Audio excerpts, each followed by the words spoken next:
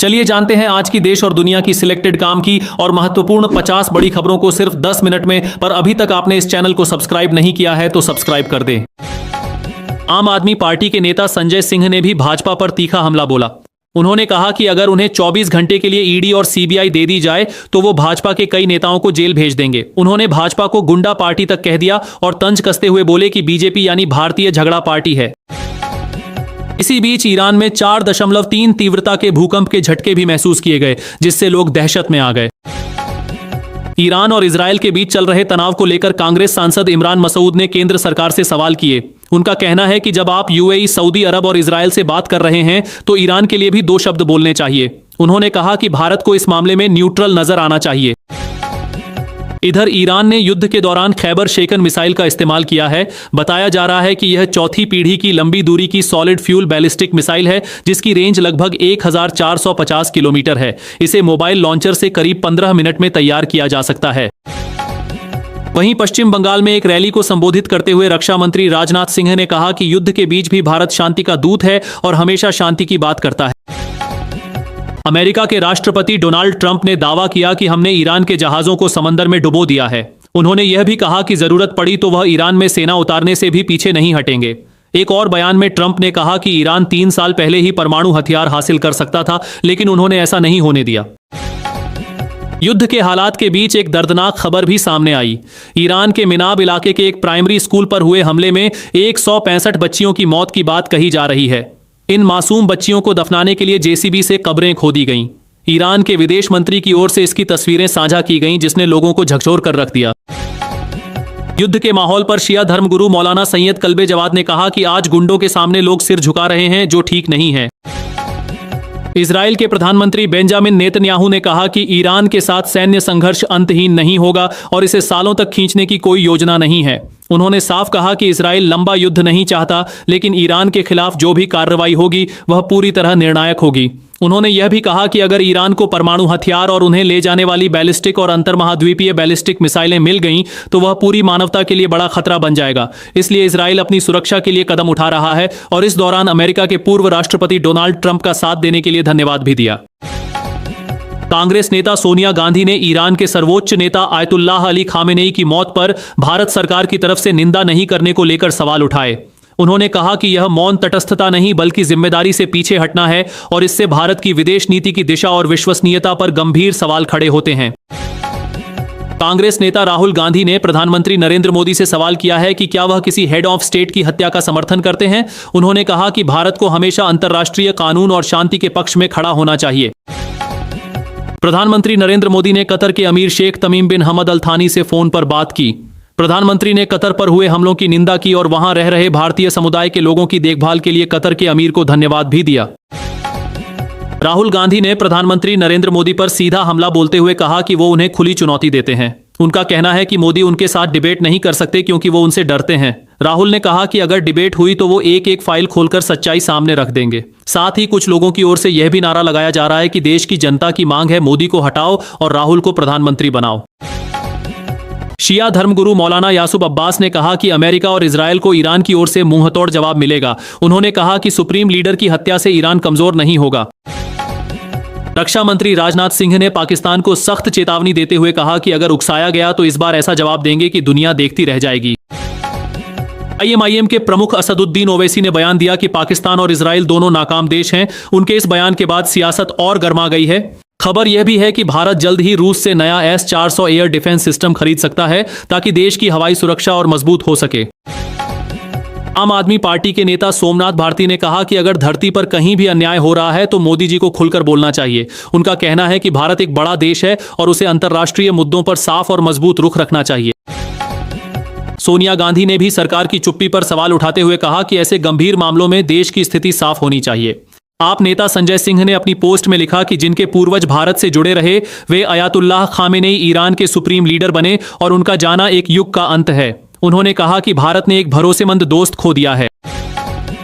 दिल्ली के पूर्व मुख्यमंत्री और आपके राष्ट्रीय संयोजक अरविंद केजरीवाल ने कहा कि करीब 1 साल पहले बीजेपी की दिल्ली में सरकार बनी थी। इस एक साल में दिल्ली की बीजेपी सरकार से परेशान हजारों लोग हैं। उन्होंने कहा कि 8 मार्च 2025 से दिल्ली की हर महिला के खाते में 2,500 रुपये देने का वादा किया गया था, लेकिन अब तक यह पैसा महिलाओं को नहीं मिला। ईरान और इजरायल के बीच चल रही जंग को लेकर समाजवादी पार्टी के प्रमुख अखिलेश यादव ने केंद्र सरकार से सवाल किया। उन्होंने कहा कि जब किसी देश के खास लोगों से लेकर आम नागरिकों तक पर जानलेवा हमले हो रहे हैं और युद्ध जैसे हालात बने हुए हैं, तब भारत सरकार को इस अंतर्राष्ट्रीय मुद्दे पर अपना रुख साफ करना चाहिए। उन्होंने पूछा कि सरकार जंग के साथ है या अमन के। कांग्रेस नेता सोनिया गांधी के एक लेख को लेकर भाजपा सांसद प्रवीण खंडेलवाल ने प्रतिक्रिया दी। उन्होंने कहा कि प्रधानमंत्री मोदी को सोनिया गांधी की सलाह की जरूरत नहीं है। प्रधानमंत्री अच्छी तरह जानते हैं कि कब, कहां और किससे बात करनी है और देश के हित में क्या फैसला लेना है।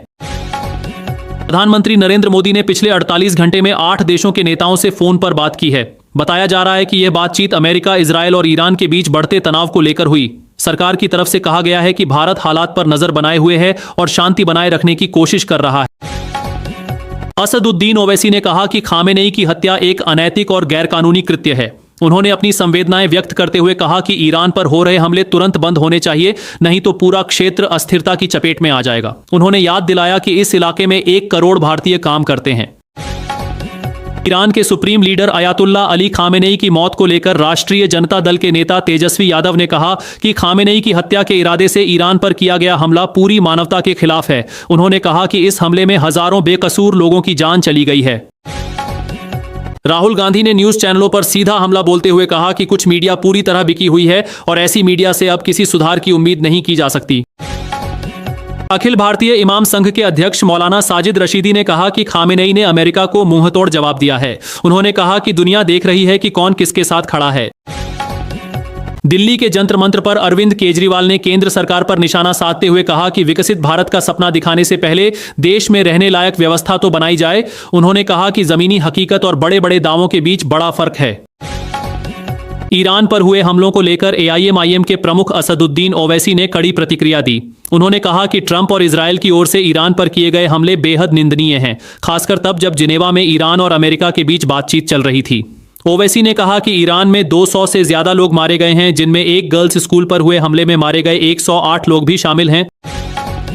खामेनेई की हत्या के विरोध में नई दिल्ली के जंतर मंतर पर बड़ी संख्या में मुस्लिम समुदाय के लोग प्रदर्शन करने पहुंचे। इस दौरान कई लोग फूट फूट कर रोते नजर आए। खासतौर पर शिया समुदाय के लोगों ने खामेनेई के मारे जाने पर गहरा शोक जताया। प्रधानमंत्री नरेंद्र मोदी ने रात 9:30 बजे सीसीएस की बैठक बुलाई। इस बैठक में ईरान और इजरायल के बीच चल रही जंग पर भारत की स्थिति और सुरक्षा से जुड़े पहलुओं पर चर्चा हुई। बैठक में गृह मंत्री अमित शाह, विदेश मंत्री एस जयशंकर, वित्त मंत्री निर्मला सीतारमण, रक्षा मंत्री राजनाथ सिंह, राष्ट्रीय सुरक्षा सलाहकार अजीत डोभाल समेत कई वरिष्ठ अधिकारी मौजूद रहे। पाकिस्तान के प्रधानमंत्री शहबाज शरीफ ने खामेनेई को शहीद बताते हुए कहा कि पाकिस्तान सरकार और ईरान की जनता ईरान के लोगों के दुख और शोक की इस घड़ी में उनके साथ है। उन्होंने आयतुल्लाह सैयद अली खामेनेई की शहादत पर हार्दिक संवेदना जताई। दिल्ली लखपति बिटिया योजना का शुभारंभ कल होने जा रहा है। इस मौके पर राष्ट्रपति द्रौपदी मुर्मू मुफ्त एलपीजी सिलेंडर की भी शुरुआत करेंगी। मुख्यमंत्री रेखा गुप्ता ने बताया कि समय के साथ उच्च शिक्षा की लागत बढ़ रही है, इसलिए बालिकाओं के लिए एक प्रभावी और भविष्य को ध्यान में रखने वाली योजना की जरूरत थी। इसी सोच के तहत लाडली योजना को विस्तार देकर दिल्ली लखपति बिटिया योजना के रूप में दोबारा तैयार किया गया है।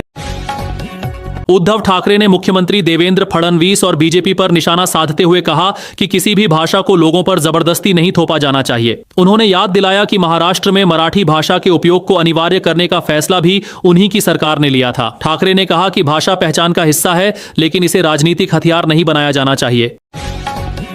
तेजस्वी यादव ने एक बार फिर कहा कि अयातुल्ला अली खामेनेई की शहादत के साथ भारत ने अपना एक दोस्त खो दिया है। उन्होंने कहा कि इराक, लीबिया और सीरिया में जिस तरह अमेरिका ने हमले किए, वहां के देशों और आम नागरिकों का जीवन पूरी तरह बर्बाद हो गया।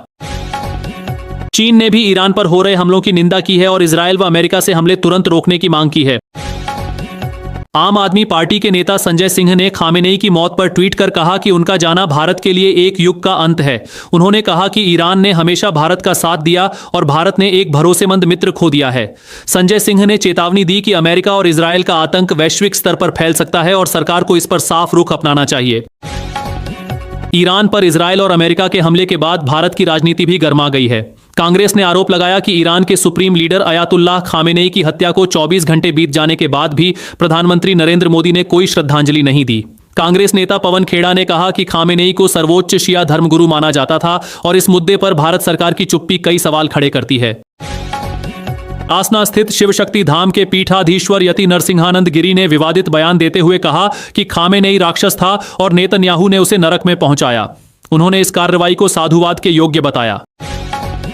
ईरान के supreme leader Ayatollah Ali Khamenei की मौत की खबरों के बीच राहुल गांधी ने प्रधानमंत्री मोदी पर निशाना साधते हुए कहा कि ऐसे अंतर्राष्ट्रीय मुद्दों पर चुप्पी साधने से भारत की प्रतिष्ठा कम हो सकती है। सुप्रीम कोर्ट ने झारखंड के मुख्यमंत्री हेमंत सोरेन के खिलाफ ईडी के मनी लॉन्ड्रिंग मामले में निचली अदालत में चल रही कार्रवाई पर रोक लगा दी है।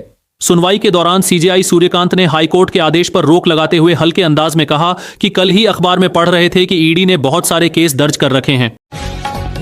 अमेरिका के राष्ट्रपति डोनाल्ड ट्रंप ने बयान दिया कि उनके देश के पास हथियारों की कोई कमी नहीं है। उन्होंने कहा कि अमेरिका के पास इतने हथियार हैं कि वह लंबे समय तक युद्ध लड़ सकता है और कई शानदार किस्म के हथियार दूसरे देशों में भी तैनात हैं। पश्चिम बंगाल विधानसभा चुनाव से पहले सियासी हलचल तेज हो गई है।